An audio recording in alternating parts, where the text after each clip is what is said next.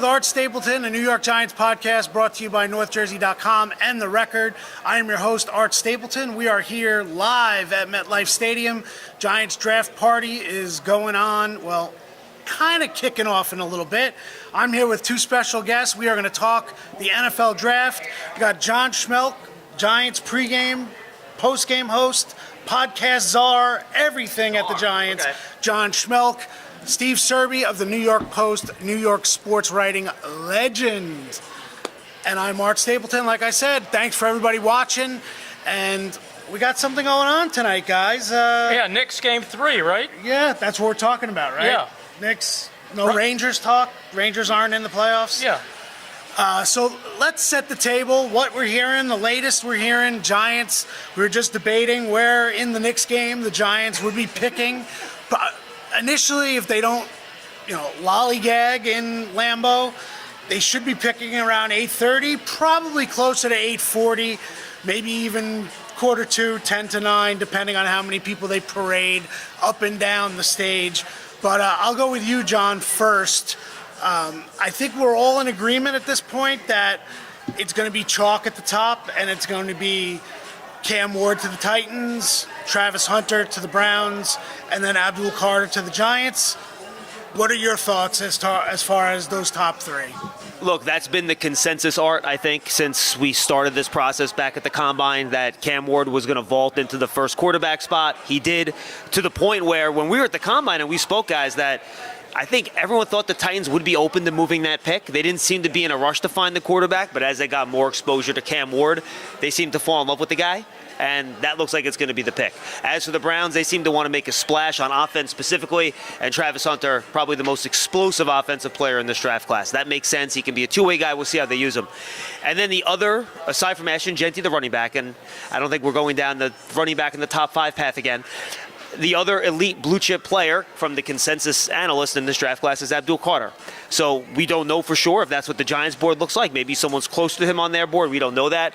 But if the consensus is right about how these guys are ranked, Abdul Carter is the pick that makes sense. You can't have enough pass rushers.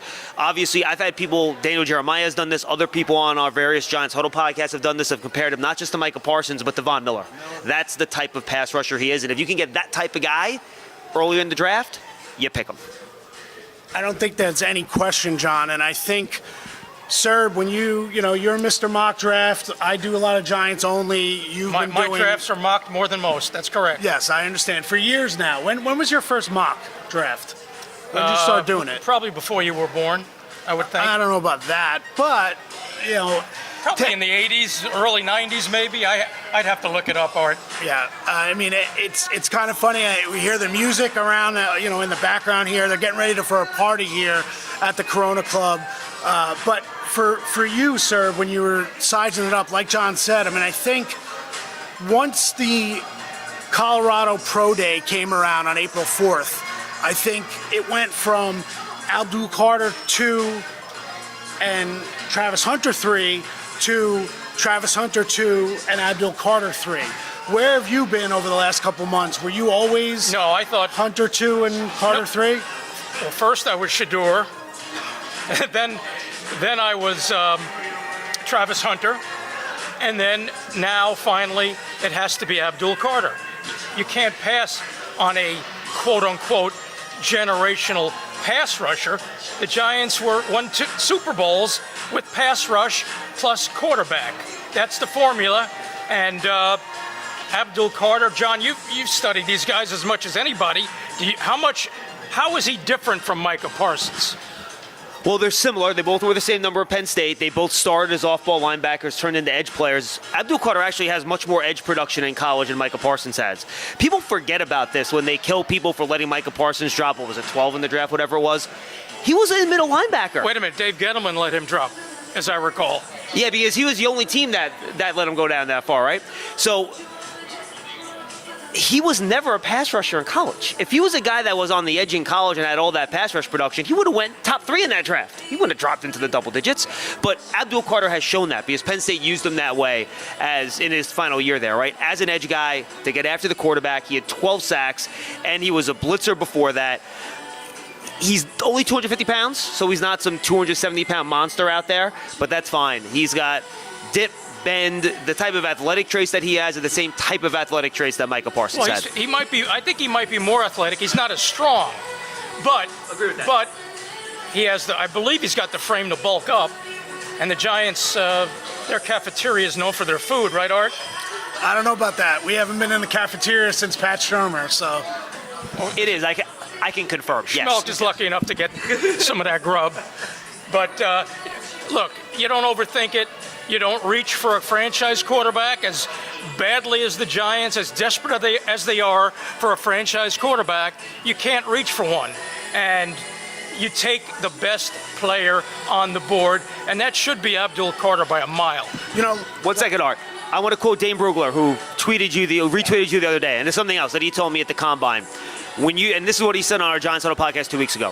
When you're picking that high, you don't pick positions, you pick players. So if you have a chance to get somebody, and again, maybe the Giants think a quarterback is elite, and they'll go there. We don't know what the Giants think about this, right?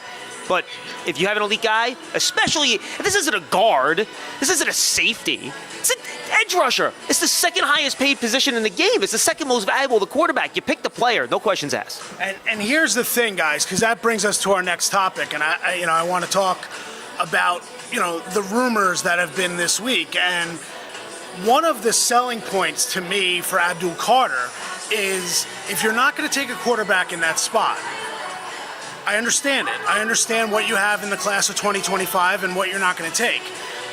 The next theory is you take Abdul Carter and you turn what is a pretty solid position on your team into a potential strength and maybe a menacing defensive front with Dexter Lawrence, Brian Burns, Kayvon Thibodeau, and Abdul Carter. And now there are rumblings all week, and I don't know how legitimate it is, but it's the idea of the Giants are going to look to trade Kayvon Thibodeau in this draft to get draft capital to help them in their chase for a quarterback, or because they're going to draft Abdul Carter. To me, and I went on record last night, I think that would be a big mistake. I think the Giants need to keep this group together, see what you got this year, pick up Kayvon's fifth-year option, and then if you get to the trade deadline this year and it's not working, then you look to trade Kayvon Thibodeau. Or next year in the offseason, you see if there's a market for him. But if you don't take advantage of a strength that you're creating with Abdul Carter, I think you're really costing yourselves. And if you're Joe Shane and Brian Dable and Team Brass, you can't afford to have another player go to another team and blow up this year like happened last year with Saquon Barkley and Xavier McKinney. And I know people want to talk about, well, it's different reasons, and absolutely. But that's the last thing this regime needs. So I want to get your thoughts on it. I don't put credence into it. I think if they trade Thibodeau, and look, I know Tibbs is not a big fan favorite right now. He's not Aiden Hutchinson from his draft. To me, he's a solid player. He's still trying to get over the injury issues the first 2 years, but I still think there's something there for Thibodeau. Even if he doesn't reach what the idea has to be for a number 5 overall pick, I still think he's somebody you want to keep in the fold and see what you have before you all of a sudden cast him away for maybe a day 2 pick. What do you think, sir? I agree 100%. Some pass rusher, not every pass rusher is like Lawrence Taylor. Some of them take a little time. And he was banged up a lot last year, too, after his second year double-digit sack. Right. Quiz for you guys. Okay. 2006, the importance of pass rushers. Who'd the Giants draft with the 32nd pick? Ernie Accorsi. That'd be your Matthias Kiwanuka. That is correct. Yes. You can never have enough pass rushers. Yep. Who did the Giants pick in 81, even though they had Harry Carson and Brian Kelly and Brad Van Pelt? 81. 81 wasn't Banks. No, who was 81? Oh, that was LT. Obviously, yeah. Again, Duh. okay, Sorry, but yes. 84 was Banks. Yes. When they had LT and Carson. Now, Banks is not a quote-unquote pass rusher, but again, best available. Yeah. You can never have enough great pass rushers, and you can never have enough great players. And the idea you can't get 3 pass rushers on the field during the course of a game is insane. You don't want these guys to play more than, 75% of the snaps anyway? So just take those 25% chunks, give that to the third guy, you're already at 50. Then if you get them on the field at the same time on passing downs, it's another 20 to 25% of the plays, and all of a sudden all 3 guys are playing 70 to 75% of the snaps. Look how the Eagles have used their pass rushers over the past few years. Yeah. Look at their playtime percentages on the game book end of the game. Yeah. No one's at 80%. No one's at 90%. They rotate these guys. You want to throw guys, and you want to go really nuts? What if you go draft Tyreek Williams in the second round and add a run-stuffing defensive tackle? Then what does that defensive line look? In the third round, you go an Alfred Collins from Texas, or you can even look, a guy I love is Alexander from Toledo, if he's going to be around in those second-day picks. So I just think, look, if you're not going to get the franchise quarterback, with that third pick, and we'll get to the intrigue after that. It's almost like number 3 is an afterthought now, and now it's the intrigue of what happens after that. But one more thought on that. The idea is that this team needs a strength, needs an identity, right? Last year, you think back to Hard Knocks, and I know Tim McDonald was kind of mocked a little bit for it, or what's our identity if we let Saquon go? It panned out. It came to fruition. What was the Giants' identity last year? They didn't have one. Yeah. So if you take Abdul Carter here and you put him with this defensive mix, plus you have now on the back end, you're bringing in Javon Holland at safety. You have Holland and Newman. You now have Paulson Adebo at one corner spot. You have Tay Banks, who you hope you can get back to be motivated off of last year, which was a struggle. Nobody was happy with the way things played out. I'm sure Tay Banks wasn't too pleased with the way his second year went. Now all of a sudden, maybe you get Bobby Okereke back to where he was 2 years ago. And this defense, maybe you start dictating things in this division a little bit, rather than, as John Mara said, and I will bring this back, remember when the day after, when we found out that Joe Shane and Brian Dable were coming back, and John Mara talked to us in the field house, and one of the things he said was, I'm tired of watching teams go up and down the field on us on offense. Everyone took that as a shot across the bow at defensive coordinator Shane Bowen. Well, one way you can appease the owner about this defense allowing offenses to go up and down the field is bring another pass rusher like Abdul Carter into the mix and see what that team does. And by the way, the quarterbacks that Abdul Carter will be chasing in this division, Jaden Daniels, Jalen Hurts, Dak Prescott. Yes, they could use an Abdul Carter. Any franchise could use an Abdul Carter. Shout out, by the way, to Tim McDonald. All that nepotism crap, it's a bunch of crap. So now that gets to the intrigue, right, Art? What's going to happen at 34? And I think it's interesting, and I think the most important thing to start with is that nobody knows, and anyone that tells you that they know, they don't. I know. What do you know, Steve? I know nothing. Oh, that's what I thought. Me too. I don't know anything either. So, well, if you don't know, nobody knows. You want to come out with your own beast. No, yeah, trust me, I'm not doing that. But I don't think we know what player they would move up for, what player they would prefer to move up for. And I think how far they move up tells you how strongly they feel about the player, right? And I think that'll be interesting to see. If they get very aggressive and get in front of Pittsburgh, let's say at 21 to get the quarterback, that tells you they feel pretty strongly about that guy being the guy. If they dobble around, let Pittsburgh pick somebody, maybe it's a quarterback, maybe it's not, the Vikings go past, they don't want to pay the whatever it costs is to go up to 24, and they wait. I think that tells you that if they're willing to wait for the guy, they're like, all right, we think he's a nice player. We think he might become something. But if we don't get him, okay, we'll just go to the next guy. And I think the way Joe Shane spoke at his press conference last week, guys, my guess is that that's how they're going to approach this more than, and I know he's been aggressive in the past in terms of going up to get the guy he wants in a lot of these drafts, but I don't think he feels a sense of urgency to have that guy this year if it doesn't make sense. So if you get the 34 and he's there and you like him, you take him. But this draft is so strong from picks 50 to 120. Do you really want to lose one or two of those picks just to move up 3 spots to secure a guy that you're not in love with? See, I don't know. So I disagree. It's a good question. I think he has to have a conviction on one of these quarterbacks. One of the gaping holes that Joe Schoen has not filled is franchise quarterback of the future. And by the way, if he does have a conviction, then he should do it. I'm with you on that. Well, I would hope, and John Mara would hope, that he has a conviction on a French quarterback of the future, because if you recall the day after he kept Shane and Dable, what did he say, Art? About it was the priority. It was an off-season priority to find a quarterback. And, look, I think the reality is that, they swung for the fences this off-season. And, they went after Matthew Stafford.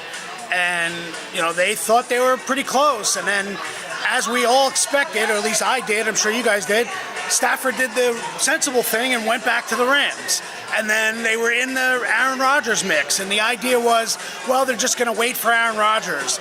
And then they brought in Russell Wilson, and everybody was like, well, they're not really interested in Russell Wilson.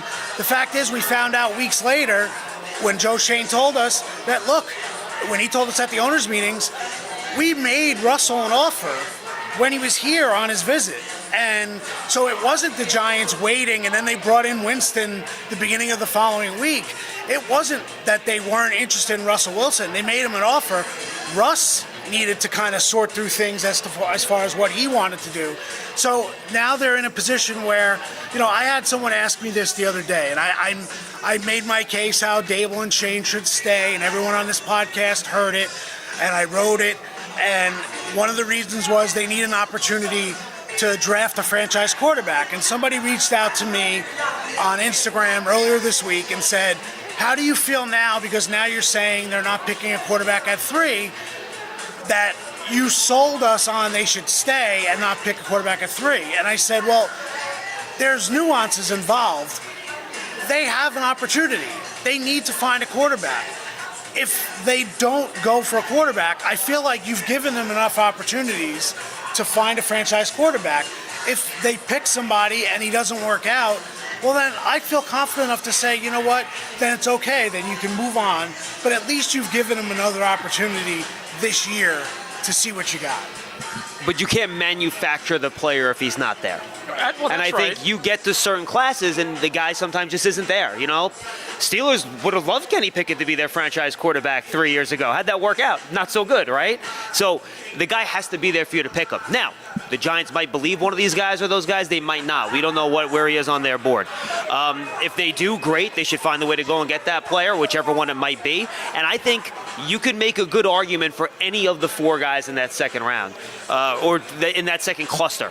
Shedeur Sanders, Jackson Dart, Jalen Milroe, and Tyler Shook. I think there are positives and negatives for all those guys, and you can make a good, strong argument for any of them. So I'm sure the Giants don't like them all equally. That's generally not how this works. They're going to have a guy they like more than the others. That's just how the process usually works. Hopefully they like more than one. That would make it a lot easier, right? Then you don't have to trade a lot of capital to go up and get the other guy. Unfortunately, that's usually not how it works. You fall in love with one guy or maybe 2 at best, and you try to get one of them. So I think, Steve, it'll be fun for us once we get past pick 15 is the huge cat and mouse game that the Giants are going to play. And I think it's almost like an intelligence operation, right? Where they're trying to figure out what their opponent's going to do, and they have to adjust their tactics based on their opponent's goals and what they're trying. And I think Joe's contacts around the league, all the Giants in the front office, their various contacts around the league, trying to figure out what teams are looking to move, who they're trying to get. Do we have to move to get ahead of Team X? That is some sleuthy stuff that is going to be a lot of fun to monitor the second half of the draft tonight. Joe Schoen was hired to make a call like this. Yep. To find a quarterback. He has not taken a swing at quarterback. Post Daniel Jones, even inheriting Daniel Jones. It's time for him to take a swing at quarterback if he is convicted. Now, it would be a shame, a crying shame. Giant fans will be up in an uproar if he does not find a quarterback of the future now. Well, here's the thing, sir. Now let's set this up, because everybody watching here on the NorthJersey.com YouTube page, and then listening back audio-wise on all our stations for All In, all your podcast platforms, everybody wants to know, okay, are the Giants going to trade up from 34? What's going on? I mean, the reality is that the Browns and the Giants are essentially going to be in a situation where it's a game of chicken. And hats off to Daniel Jeremiah, who brought that up earlier in the week and kind of phrased that and said, look, they're both looking for quarterbacks. They're both picking 2 and 3 and then 33 and 34. And they may, we don't know for sure, but they may be looking at the same quarterbacks and have an affinity for those quarterbacks. Now, I know a lot of reports over the last 48 hours has been, well, Brian Dable likes Jackson Dart. Okay, I have no surprise that Brian Dable would like Jackson Dart. I can tell you, Brian Dable is not walking around telling anyone outside of probably 3 or 4 people who he likes as far as the quarterbacks go in this market, in this class. I guarantee you that. Hey, Brian, I can't talk now. We're doing right in the middle of all in with Art Stapleton. I'll check back. But, so like I said, can people have good sources and find out which teams are interested in players? Sure. But I will remind you that a year ago, on draft day, you had several reports that the Giants were going to take J.J. McCarthy at 6. And I can tell you, over the last month or so, continuing to report on last year's draft and trying to get information that maybe people in the organization are more willing to share now than what they were 12 months ago, is that I can tell you J.J. McCarthy was off the board. J.J. McCarthy was not in the mix for the Giants once they left Ann Arbor with their private workout on Easter weekend with J.J. McCarthy. And the reason, it's not that J.J. McCarthy was a bad quarterback. They just didn't get a good vibe that J.J. McCarthy would work in this market. And you've heard John Mara talk it, and you've heard Joe Shane mention it, about what a franchise quarterback needs to be in this market. Now, they may be 100% wrong with their assessment, but that's what they believe in their evaluation. And they felt like McCarthy would not necessarily vibe with what needs to be the quarterback for the Giants. Well, they didn't think he could get along with you, I think, as I recall. Well, few can. Yeah. Now, I will give my quarterback spiel, and I'm fans that have listened to our content on Giants.com have heard this before. The teams and the access they get to the quarterbacks that even people like Daniel Jeremiah and the most plugged-in draft guys get makes all the difference in the world. You can watch all the tape and you can do all the analysis. I tell this story all the time. I had Kurt Warner on Giants Huddle last year, and I was talking to him about all the quarterbacks. And I asked him, well, what do you think about this quarterback's process? And he goes, John, I don't know how the quarterback process is. I go, what do you mean? He goes, I don't know what the coach is teaching him. I don't know what the coach is teaching him to do on this play. If I don't know what the coach is telling him and how to process on this play, how do I know if he's doing the right thing or not? I need to be able to get into a room and talk to him and find out what he's supposed to do. Then I can figure out if he's actually processing correctly.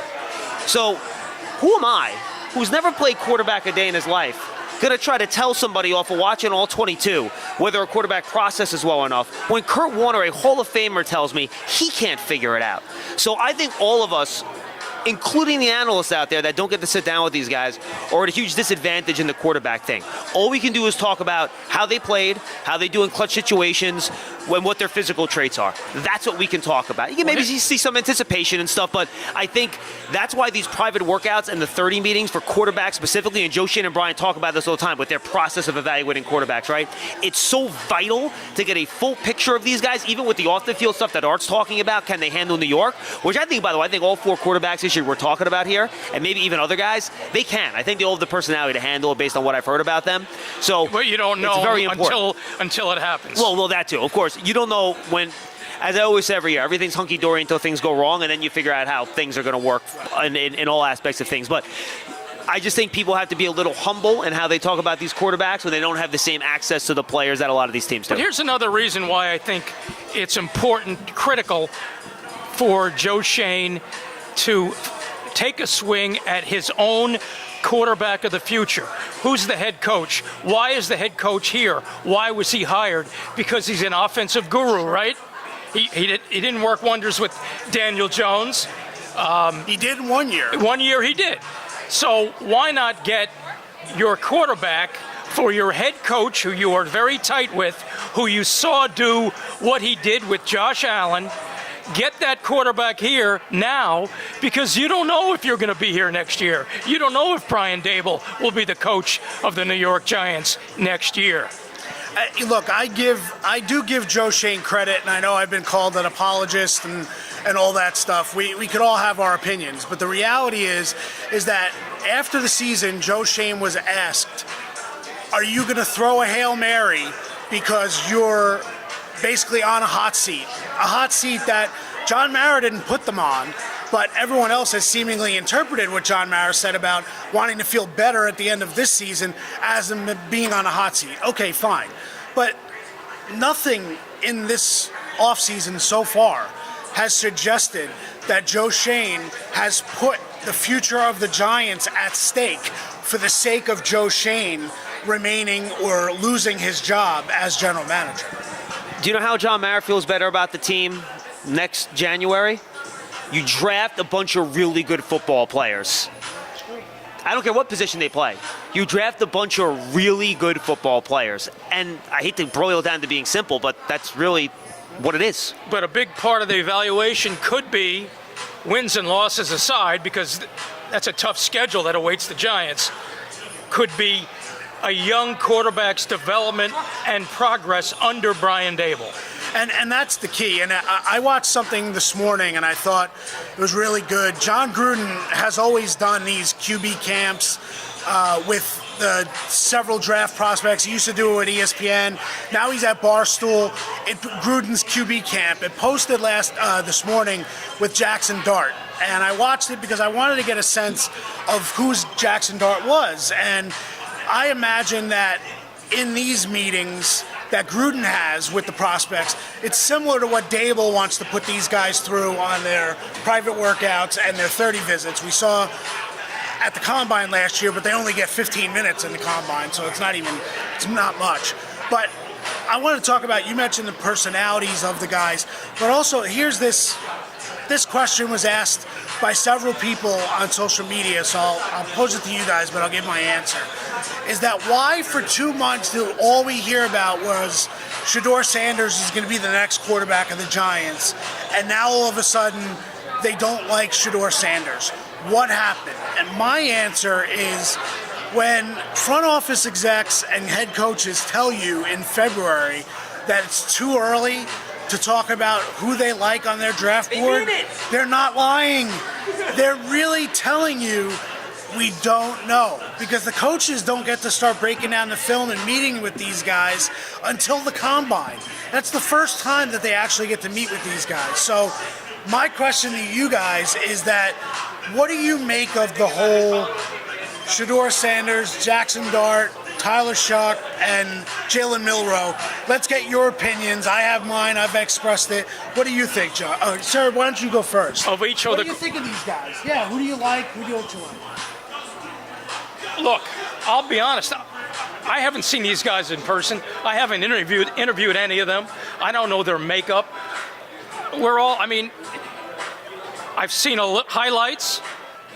I've listened to draft evaluators, draft nicks.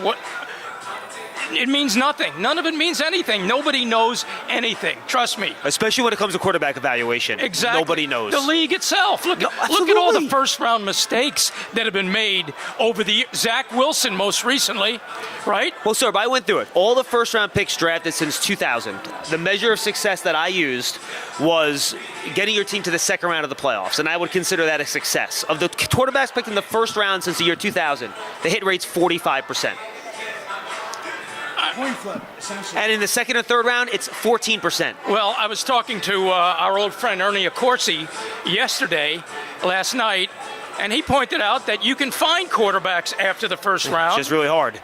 Tom Brady comes to mind. Dak Prescott. Jalen Hurts. Brock Purdy. Sure. Sonny Jurgensen, he mentioned. He goes back further than I do. Russell Wilson's on the Giants, right? Third round. You can find them. And take the shot. Correct. But do we honestly, to be perfectly honest, until I sit down face to face with these guys and watch them live, I'm just guessing, just as the rest of the NFL is guessing. How do they handle the Serby Sunday conversation? I think that's like the really big the Q&A. We're going to find out. Absolutely. On Sunday, I'm sure. Well, let me ask you a question. Getting back to all the time the Giants spent in Boulder, right? Do you think maybe that part of that time was evaluating Travis Hunter? That's a really good point. They have more than one player on the Colorado team.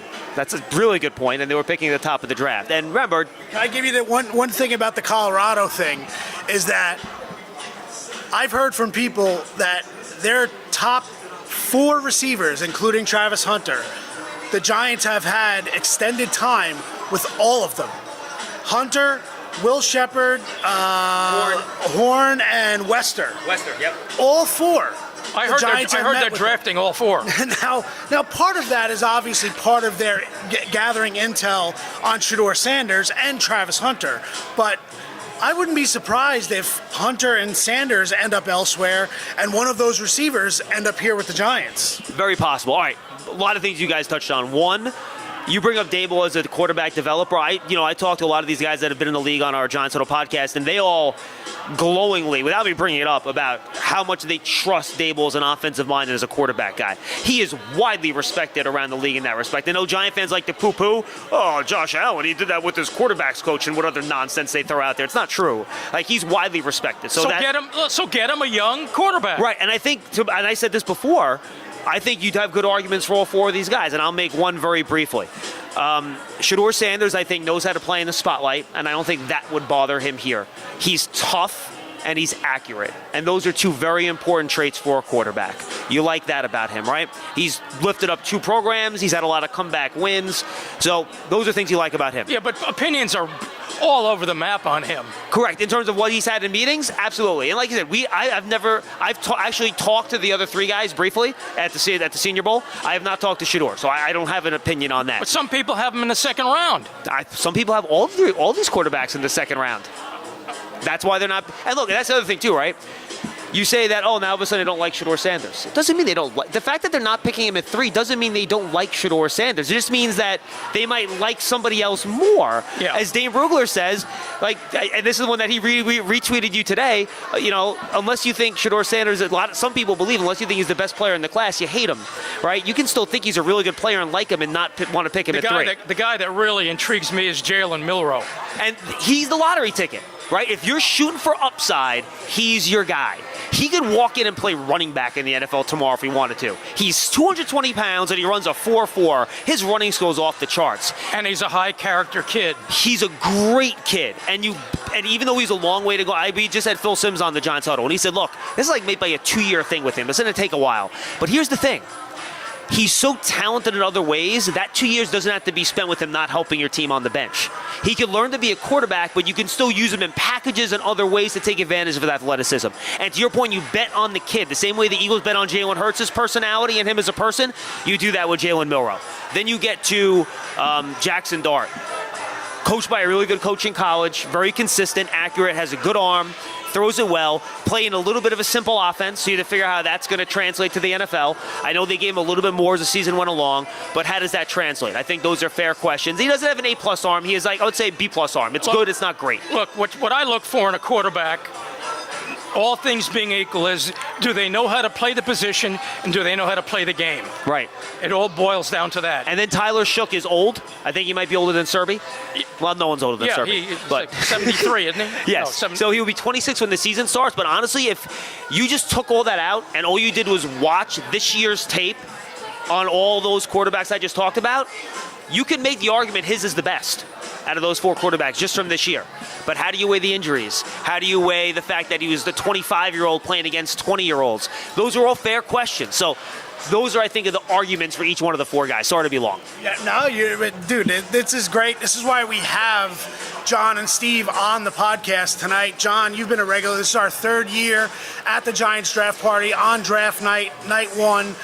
First off, I just want to set the scene again as we get going. John, you got to get out of here. Or can you start? That's good. We're going to be on for another 5 minutes.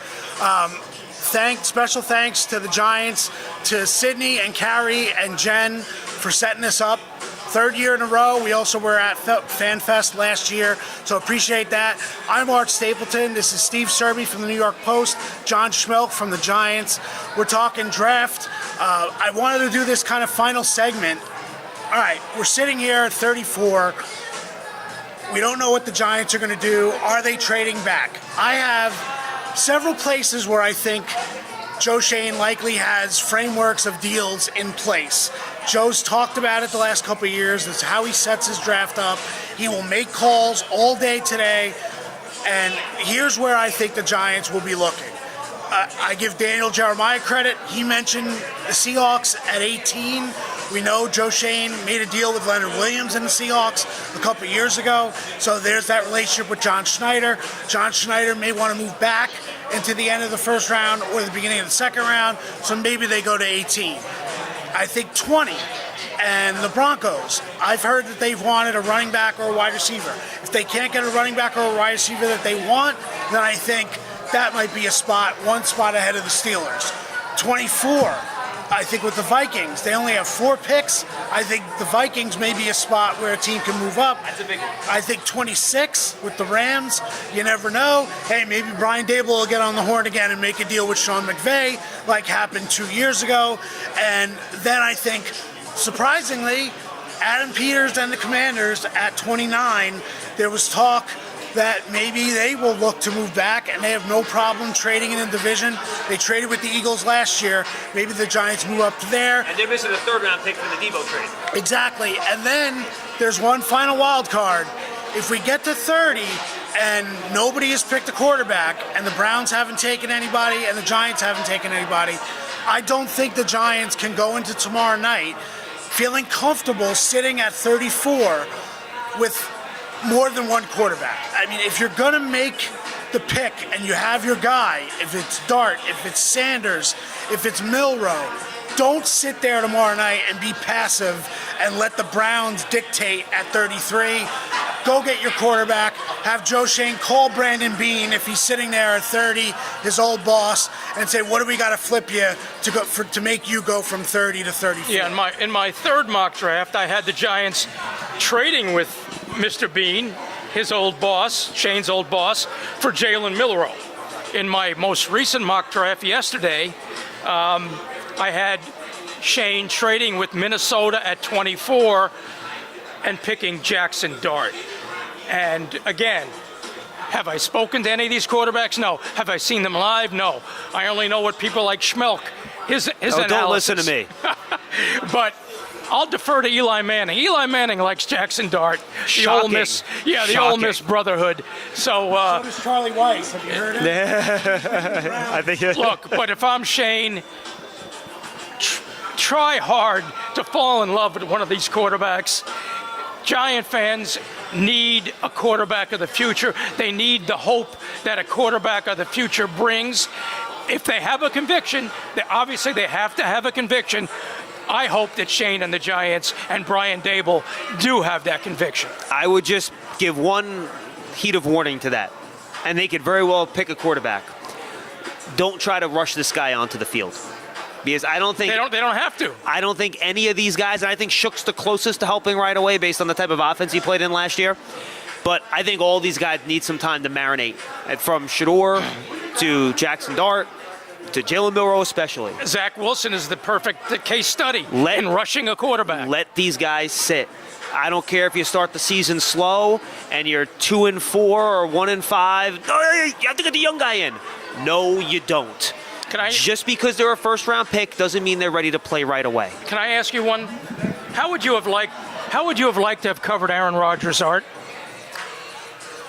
Would have made our jobs very challenging, I tell you that much. I think covering Aaron Rodgers would not have been easy, but I would have accepted the challenge and covered him and felt like I could build somewhat of a relationship and be professional enough to cover him, but it wouldn't have been fun. I wouldn't want to be still sitting there as the Pittsburgh Steelers beat writers are, wondering if Aaron Rodgers is going to show up at any time between now and September. Has the Post let you refund that Darkness Retreat you booked with Aaron that was supposed to take place this spring? No, actually, we're riding camels in Egypt together. Okay. Yeah. Good call. I prefer that.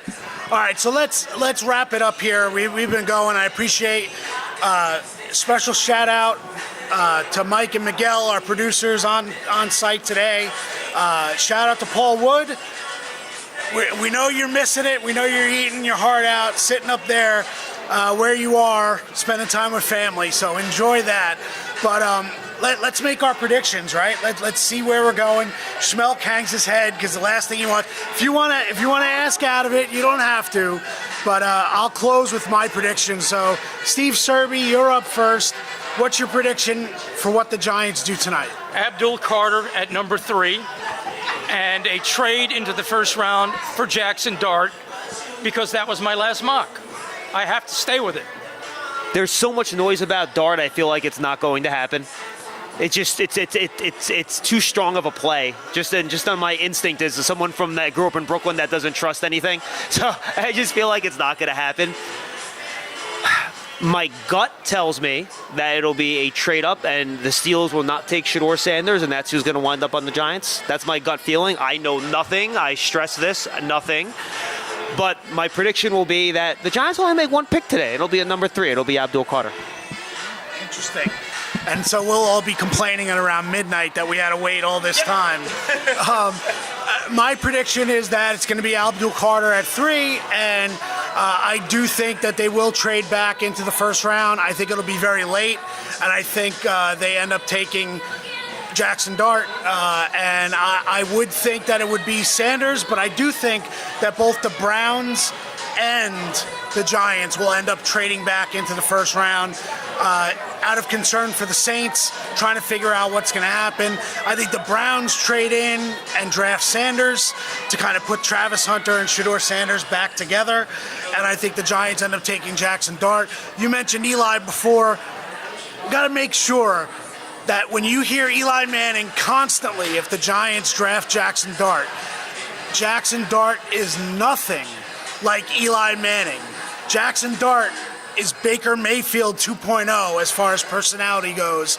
On the field, off the field, that's what I saw as I watched him and then saw his QB class with John Gruden. He's not Eli. So don't think just because you're drafting an Ole Miss quarterback that all of a sudden you're getting Eli 2.0, because you thought you had that and that didn't work. And now Eli 2.0 is battling Anthony Richardson for the starting job in Indianapolis. So before we end this, I want to go to John. John, where can everybody find you this weekend? Yeah, everywhere. Not going to sleep a lot, but we're going to have live on Giants.com and the Giants app after every pick. So if it's 2 picks tonight, it'll be both picks, whatever picks they are on Friday night, and then on Saturday we'll live from 11:30. We're going to try to stretch to the Giants pick in the 5th round if we can make it, and that'll be the goal. And then we have a live draft recap on WFAN on Sunday morning from 8 to 10 a.m. So guys, tune in. We'll have a lot of good content coming out. Giants app, Giants.com/podcast, and it'll be archived on all of our podcast platforms. Thanks, Art. Always fun to be with you. Always great having you here. Steve Serby, obviously, New York Post. We're here at the Corona Beach Club. Yes. Shout out to them. And it was an honor for me to do this all-in podcast. Art is as all-in as anybody. And because I appreciate it so much, for all your hard work, a Corona is only $14. I'm going to buy you one. You deserve it. Yeah, non-alcoholic, right, Steve? Because we got to work tonight. Yes. This is still work. They have non-alcoholic Corona? I don't know. We'll find out. But that's where we're at. You can find all of our stuff on NorthJersey.com. If we can make it happen, we're going to do post-game pods or post-draft pods, hopefully tonight, tomorrow. Keep you up to date. We'll have instant grades on NorthJersey.com. We all know you love that. Keep up with our draft tracker and everything else in the print editions of the record. For John Schmelk and Steve Serby, for Mike and Miguel, for everybody back at the office, I'm Art Stapleton. We appreciate you being all in. Enjoy the draft tonight. Go get a quarterback, Joe Shane. That's what your fans want. That's what the longest tenured sports writer in New York wants.